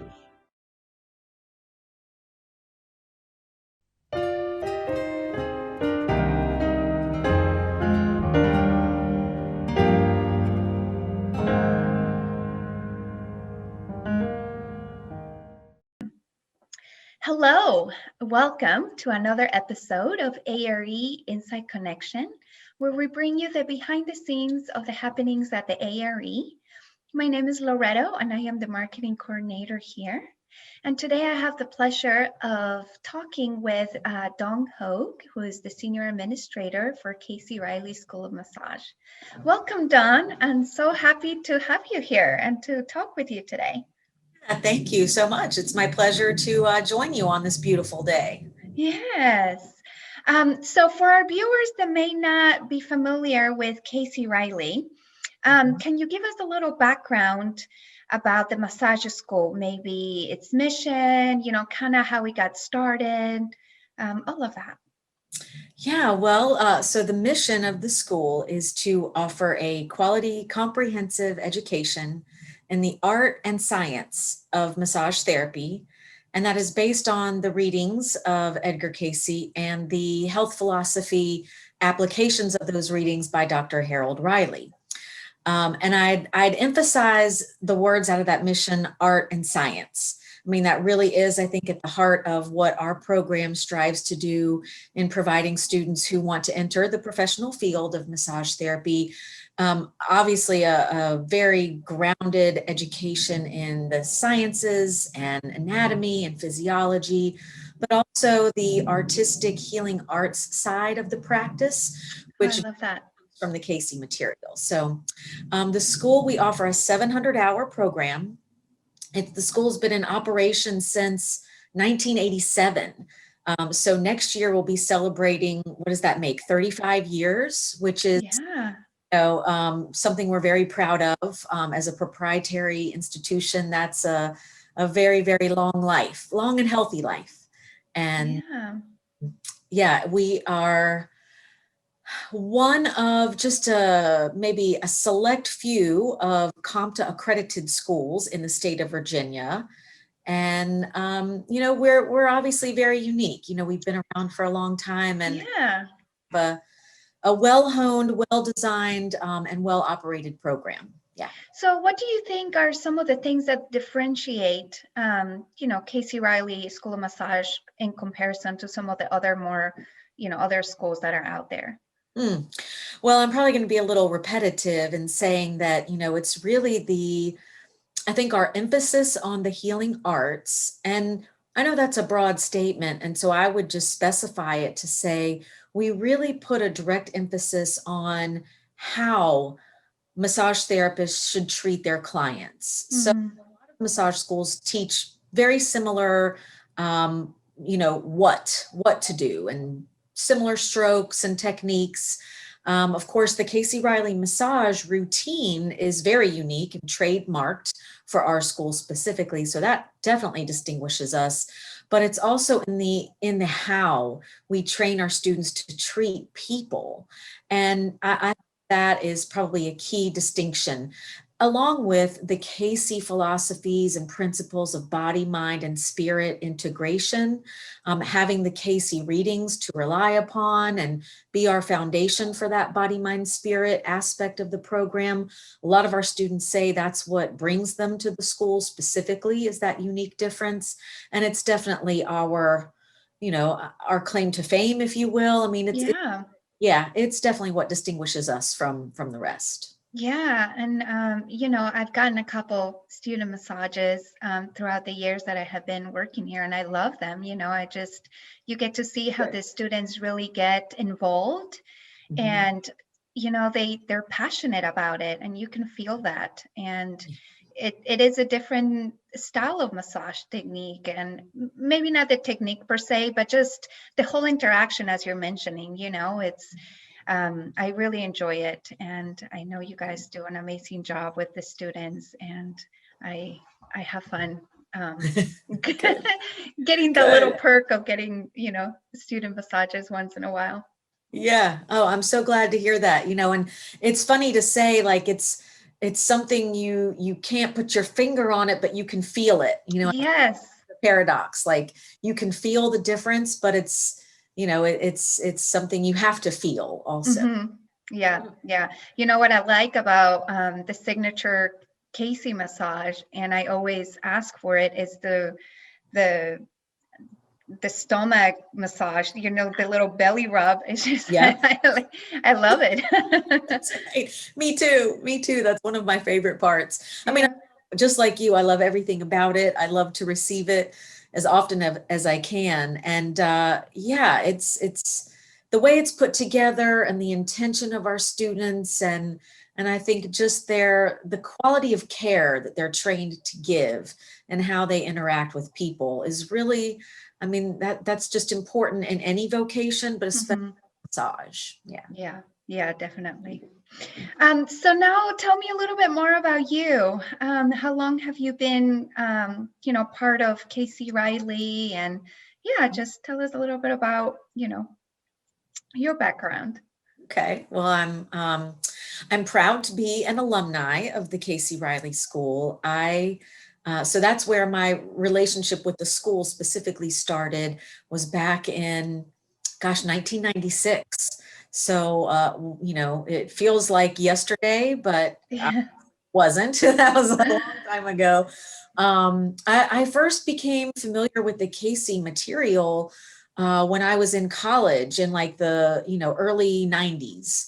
And, you know, that really piqued my interest, and I'd grown up in Virginia Beach pretty much. And so when I returned after college, you know, I found my way to the A.R.E. kind of on a regular basis, and to the massage school. And yeah, just really loved the program, and felt like even from that first day of practicing hands-on, you know, felt like a resonance with it. I didn't know what it was going to mean for me professionally at that time. I had no idea it would lead me into such a wide-ranging and decades-long rewarding career, but I very much believe in the value of massage and what it does for people, mentally, physically, emotionally. I think it's good for people. And so I think that passion has definitely inspired me, to remain in the profession all these years.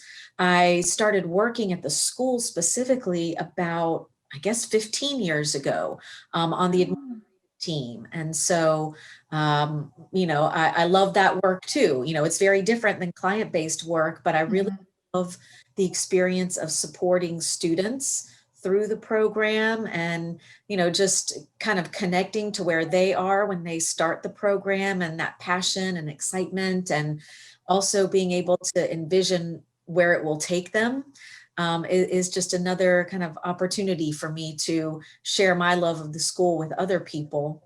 I teach some classes, ethics and business. I support our faculty very directly in my work. And I also focus on our compliance. So our accreditation, our state approvals, all of the kind of nuts and bolts that keep us operating and able to operate. So I really enjoy all of it. And I love the school and feel really blessed to be there doing what I do.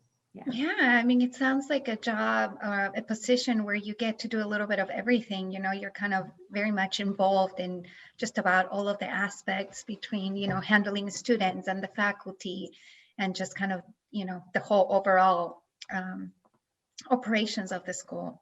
Mm-hmm. Yeah, I do. My fingers, my hands kind of, touch on every piece.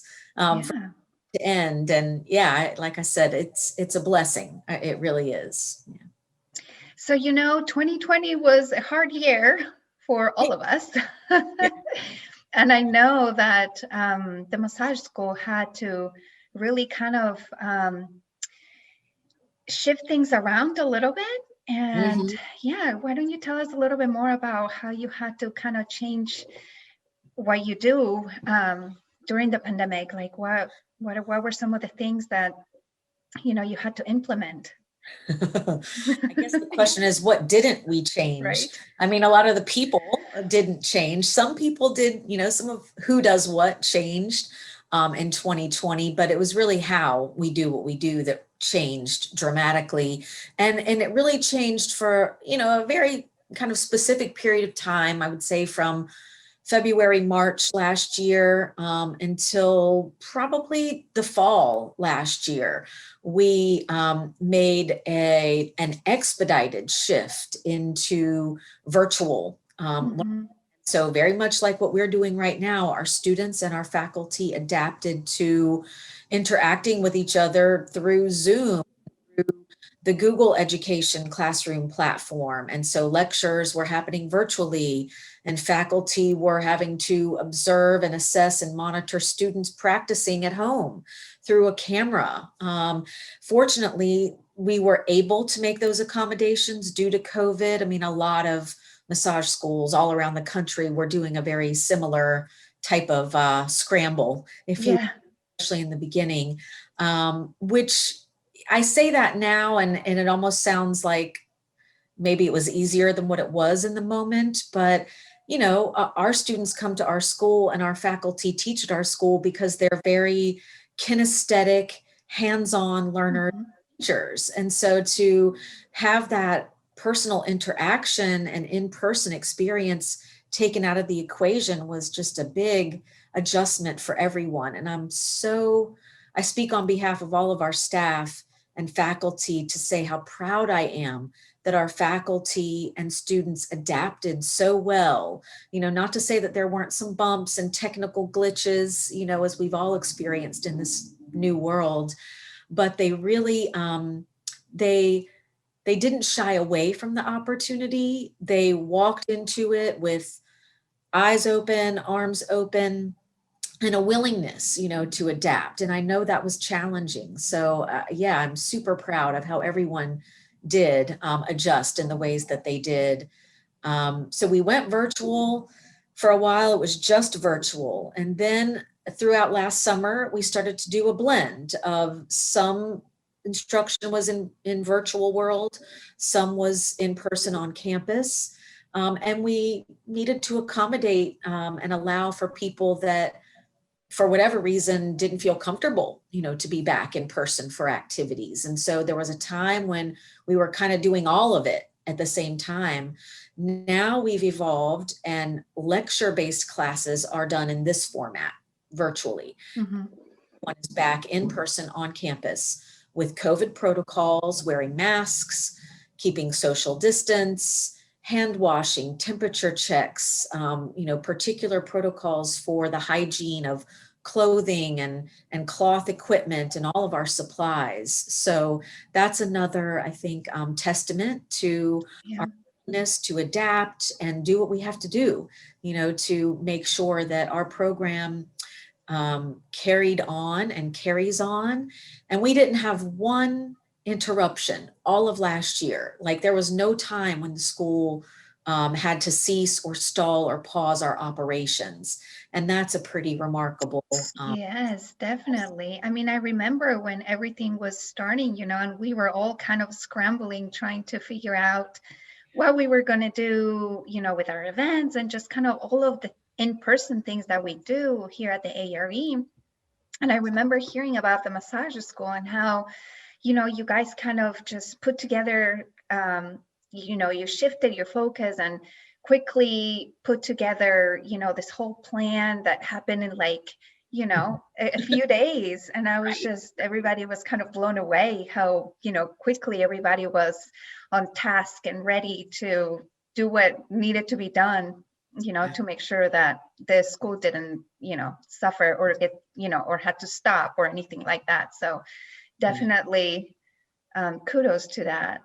Thank you. Well, and I'm the one being able to say thank you, but it was, trust me, a group effort, and a lot of, even once it was kind of established, a lot of follow up and, okay, here's what's working, here's what's not working, and how do we tweak and fix and improve, all of it. So it was definitely an evolution, and really took everybody's commitment and patience, and just willingness to adapt. I think that's the key phrase from last year, was the willingness to adapt. Yeah. And I mean, it seems like, we're kind of still in that process where we are still having to be careful and, turning lightly about how things are happening. A lot of restrictions are being lifted, but there's still a lot of things that, a lot of protocols and guidelines that need to be followed. So I'm sure it's kind of, still a time for adaptation and all of that. So. That's right. And, I think, I know I hear this theme of remain vigilant too, and not relaxing into what we think, oh, we're okay. I mean, yes, it's really nice to see things kind of opening up and moving in a positive direction, and, still having to be sure we're wearing our masks properly and, washing our hands properly and doing checks and all of those things, to make sure that there's no, back steps. Yeah, for sure. So I heard some exciting news about the students of the school and some tests that they have to take to become licensed therapists. Yes. There was a news release that we're working on. So can you tell me a little bit about that? Yeah, sure. Another can you believe it kind of thing from COVID. So students that go through our program, and actually it's, I'd say, accepted in most of the states. Just about every state requires that a person who wants to get a massage therapy license has to take a national exam, and it's called the MBLEX, Massage Bodywork Licensure Exam. And schools, you can request from the agency that administers the exam, you can request what's called a score report. And you tell them the time frame that you want to receive the reports of scores of every student from your school that has taken that test. And so every year, as part of our accreditation compliance, we have to request the report, but we're always curious to kind of get too. So this year we collected the report that was from July 2019 to June 2020. So very much in the heart of COVID, when students were graduating, trying to get into the profession, taking this licensure exam. Our school, I should say, because of our students, had a pass rate of 100%. Oh, that's amazing. I should specify that's first time test takers. When you drill down into the data, there's some other details, but really the highlight is that yes, the first time test takers within that reporting period, 100% pass rate in comparison to the national pass rate, which I think is in the 68-69% range.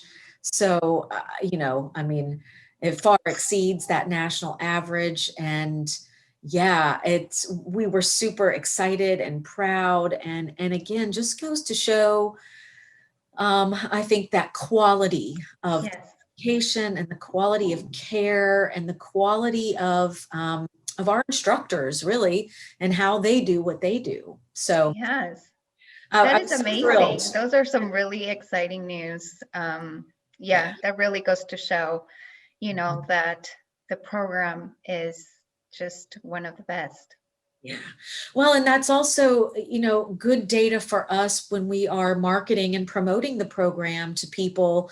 We get asked like, so what can I expect when I get into the field? And I hear there's this test that I have to take. How do your graduates do? It's really, you can see their surprise and their excitement when we tell them that, that's our pass rate, 100%. We're always pretty high in our pass rate. I have to, say high 80s, 90s, but 100% is pretty awesome. And it reflects the quality of the program as well as the pathway, to employment for our graduates, which, is really the underlying mission of why we do what we do, to help, put them into the field, doing work that they love. So, do you hear back from the students often about what they're doing and, Yeah, I mean, it's funny, we hear, I especially from the position I'm in, I hear from graduates that want to, ask, when can I come back and work? When can I come teach at school? I love it.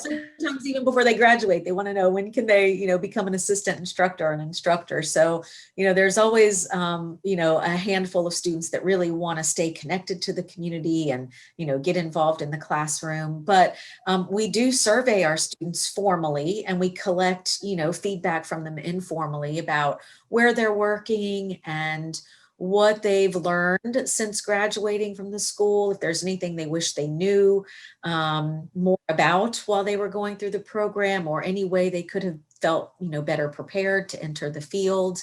We have lots of ways that we formally gather feedback right at graduation and past graduation, and then informally too, just with our own communications, alumni Facebook page, and a really good network of people that like to keep in touch and stay connected. So yeah, that's great. I mean, that's valuable information, that you can use to improve in any areas that may be needed, or, just it's good to have that feedback.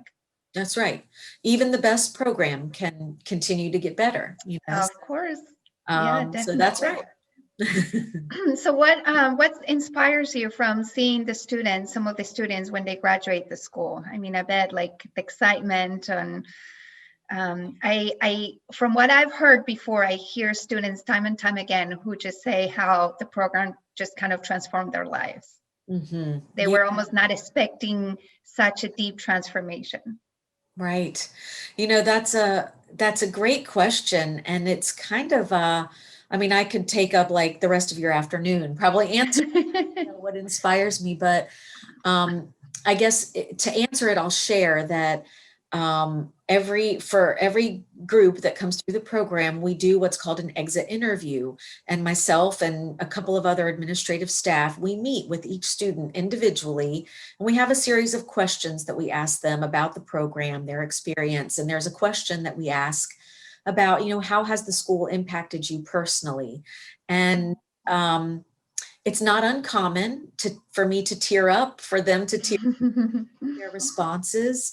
And like you said, maybe it's not visible to me, especially because I'm not in the classroom with them all the time. But so, sometimes I'm not aware of how deeply their experience at the school has impacted them personally. But they'll share things about how it's improved their health, it's improved their relationships with people in their lives. Obviously, it's given them a career pathway, but I especially find it touching when I read how it's helped them be compassionate and loving and understanding of themselves and then of other people. To me, that just speaks to the heart of the Cayce work. Yeah.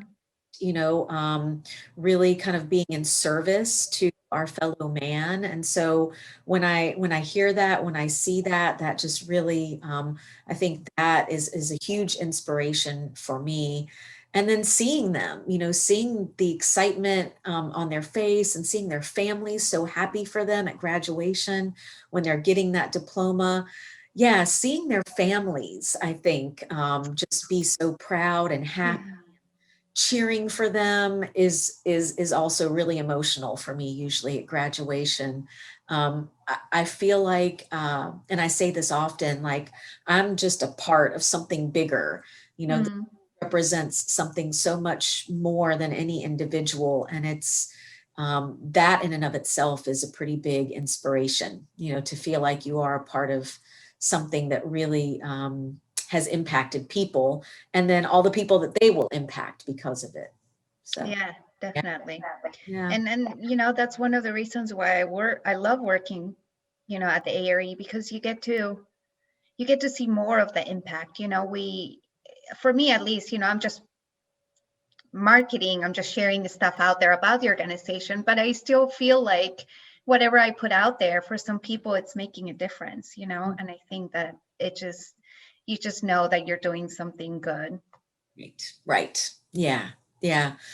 That's, I think for me, that's definitely the underlying foundation, and always felt that way. Even, going back to just starting as a massage therapist, like whatever happens in this session, however well I do or maybe don't do, I know it's helping somebody in some way, doing good. And so I still carry that very heart of the work, and everything that's related to the school. So yeah. Love it. Great. Well, we're getting ready to, end our discussion today. But tell me what's coming up for the school. I know you were starting a semester coming up soon. Yeah, we have another. So we start the program 3 times a year, in February, in June, and in October. So we are gearing up for our June start. And we've starting last fall, I think that's when we started it, and we're continuing it. We are now having our students that start the program, not only, do they have a great opportunity with their training, but they all receive a massage table package. It's a value of $650. It's an outstanding, high quality massage table package. The table, the carrying case, the face cradle, a bolster, like the key equipment they need to start their career, as well as, be able to practice while they're in school and really get proficient in their techniques, but be career ready when they finish. So that's great. So that's a great incentive. Anybody out there that might be thinking about massage school, I would highly encourage you to come take a tour, talk to our admissions coordinator, Teresa. She will tell you all about the program. It starts on the first day of class is June 21st. We're having orientation on the 17th. And so there's plenty of time. There is space available and plenty of time if anybody's so inclined. I would definitely tell them it'll be a life changer in a very positive way. Yes, I'm sure. And you guys have some financial aid available for people that may need some? Yeah, we do. So we are able to offer federal financial aid to our students who qualify. So students go through the same financial aid application program as they would if they were going to a college or university.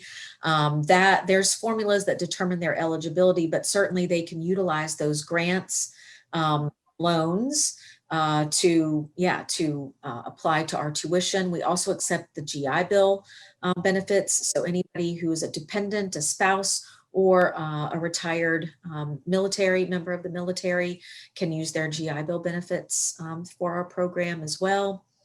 And we, make special payment arrangements for people who might pay out of pocket. So there's lots of support that we give, lots of resources, and lots of assistance through the application process for financial aid as well as for the program itself. Great. That's awesome. I make sure to add a link to the Cayce Reilly page so that people are aware and can directly go to that. But I am so excited that we had this conversation. I really enjoyed listening to you, and you can hear the passion that you have for the work and the school. So I really enjoyed our talk today. Thank you. Me too. Thank you again for the opportunity. It was really nice to see you. Thank you. Same here. Thanks so much, everybody, for watching, and I will see you next time.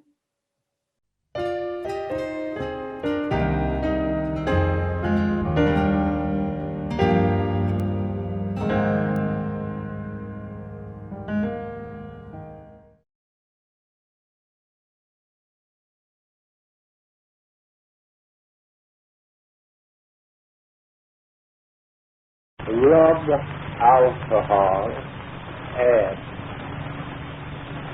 2 ounces of witch hazel, 2 ounces of Russian white oil, 1 ounce of tincture of benzoin, 1/4 ounce of oil of sassafras,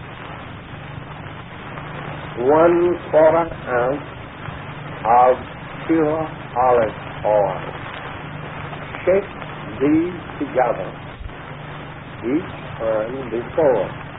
Small to be massaged into this portion of the body as indicated from the 6th 7th dorsal to the 1st and 2nd cervical, and in that direction, not from the cervical area toward the dorsal, but from the 6th and 7th dorsal toward the cervical, just what the body will absorb.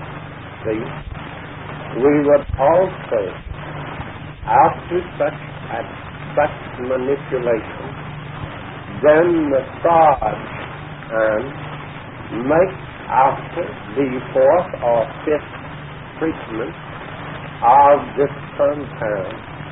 Use those as corrective measures in the alignment along the cerebrospinal cord, not moving all at once in the area indicated where these are necessary for alignment.